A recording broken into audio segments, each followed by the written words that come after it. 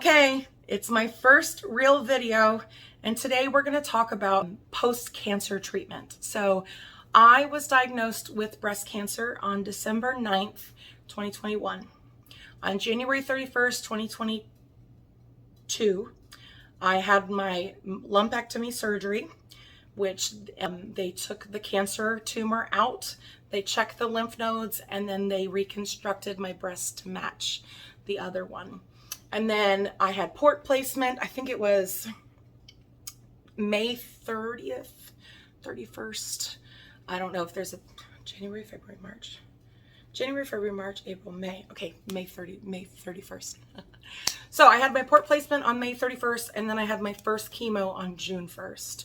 And I had 4 rounds of chemo, which were a 5-day process. Wednesday I got my chemo. Thursday I got a shot that boosts your blood cell count. Friday I had fluids, Saturday, Sunday, and then Monday I came back for fluids again. So that was a long process, and thankfully I only had 4 chemo treatments. So after those 4 treatments, I then went into radiation, and I had 38 rounds of radiation, and that was every day, Monday through Friday, once a day. And I will tell you, radiation was actually a breeze. Compared to chemotherapy, I would do radiation in a heartbeat. It was so easy. Yes, my skin got burnt. Yes, it was a little uncomfortable, but compared to the sickness I went through with chemo, I would do radiation in a heartbeat again. Chemo, I don't know, that was hard. So all of this hair is 1 year and 2 months post chemo. So it's coming in nice and curly with them ringlets, those chemo curls. And I can't wait for my hair to be long again. I miss my long hair tremendously. I will say one of the hardest things through cancer, besides the whole chemo part and the surgery part, was losing my hair. It was very hard for me to lose my hair. I had beautiful long hair, and I've always loved my long hair. And I still to this day have nightmares where I go to a hairstylist and they shave my head again, or that my hair falls out on my pillow, and it's traumatic. Losing my hair was very traumatic. So it's been a road to self-love, having short hair again, and having to go from bald to where I'm at now.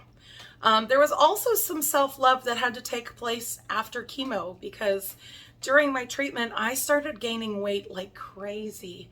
And I asked my oncologist, I was like, I can't keep gaining weight. I'm already a chubby girl. I can't keep gaining weight. And her answer to me was, I would rather you gain weight than lose it. And we will focus on losing it after you're done with treatment.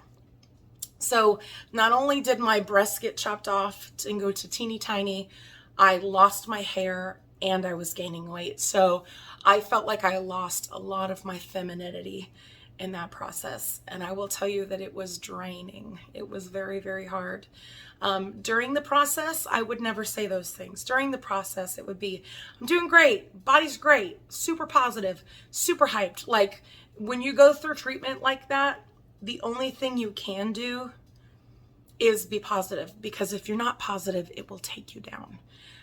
And yes, you're allowed to have those emotions. Yes, you're allowed to cry. Yes, you're allowed to say, why me? You're allowed to scream, why? God, why would you do this to me? I had all of those emotions, but then at the end of the day, I had to pick up my boxer gloves and go back and fight. And I am so grateful that I made it out on the other end, because I know not a lot of people do. And through my journey, I went through it with people I love, and unfortunately, I have lost them.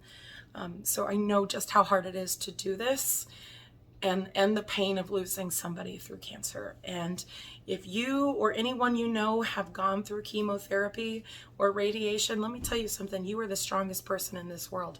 Because if you can sit through what we've sit through, I'm so proud of you. I have so much respect for you. I have respect for everybody, but when you go through a journey like that, the amount of strength that is required is immeasurable. That's really the truth. Nothing could ever prepare you for that. So it was very hard. The lumpectomy surgery itself was really rough. Having breast surgery is very painful. and my cancer was right behind the nipple. And in order to do the lumpectomy, one of the things they have to do is insert the cancerous tumor with blue dye, and that blue dye then travels to the lymph nodes to see where the cancer has spread to. And because it was behind the nip, I had 6 shots to the nipple. And when I tell you they numbed me, yeah, right, they didn't numb me. If they numbed me, I felt every bit of it. By the 4th shot, I was crying. I was in so much pain. I was like, just finish it already. They're like, we numbed you. I'm like, bullshit. You did not numb me. I was in so much pain. Oh my God, that hurts so bad. And then the surgery itself is very, very invasive. So that hurt too. And I remember being out of surgery and being in the car and just being like, Dad, stop hitting the bumps. Like everything hurt every time. But the truth is I have come so far, and I love being a part of the itty bitty titty committee. I love having small boobies now. I know that sounds terrible, but I love having small boobs, and eventually I will get reconstruction and they will be a little bit bigger. But for now, I'm very grateful with where I'm at in life. My hair is finally at a place where I feel confident and beautiful again. And I've got a wonderful man in my life who makes me feel just as beautiful as I feel. So that being said, let's take you on to some of this cancer journey with me. Today I went to the cancer center. I got my port flushed, and I got a shot for my post-cancer treatment. So how my post-cancer treatment works is once a month I have to go to the cancer center to get a shot and a port flush. So the port was placed right here, and it has a tube that goes into one of my main arteries, which is about right here. So I have to get my port flushed once a month. They say every 4 to 6 weeks, but I do it once a month. And what that does is it allows the blood to still flow pretty simply. The port itself is used so that they can access it for chemo. One of the things I have trouble with my port is getting blood out, but getting things in is not an issue. So I had my port placed on May 31st, and I had my first chemo on June 1st. And if you do the dates, that's back to back. So when you get your port placed, you can use it the next day. Actually, you can use it the day if you would like to. I've had people ask, how long do you have to wait before you can use your port? And the answer is right away. At least for me it was. It might be different for somebody else. So I'll bring you along. I'll show you a little bit about the port flush. Now the shot, however, because it is in my bum, I couldn't really videotape that. And you don't want to.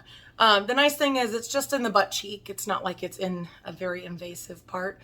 But you do kind of have to undress a little bit for them to get that needle access. So yeah, so follow along. I'm going to show you a little bit about this journey, and we're going to go from here. Bye. My nurses, hello. They're going to give me a port flush today. About to get stuck. Gonna lay down now, because if I sit up, I go face first. We're not gonna do that today. We are not gonna do face first. They're like, no, ma'am. Excited about it. And what is that? The yellow stuff? Heparin. Betadine. Betadine. Sorry, it's a long day. It's okay, not a problem. This is when I don't look anymore. So.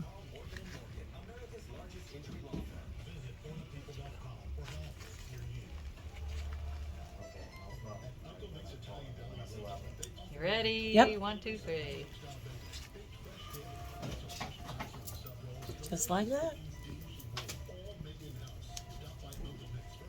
But now you could actually see it. I know. About to taste it here in a minute. Maybe. There we go. Ooh. Oh, good. Good. Blood return. I was just talking about how I'm not usually good at getting blood return out of this baby, so that's good. Yeah, so you don't get any blood work today, huh? Not today. The one day it needs to, one day it works is the one day I don't need it, right? Yeah. figure the one day I do need it, it doesn't work. It tastes terrible. Everyone's like, what do you mean it tastes terrible? So what is it that it is? That's saline. Saline. So in saline, you can usually taste it in the back of your throat, and it's kind of gross. But You ready? I'm ready. But yeah, so that's how I know it's in.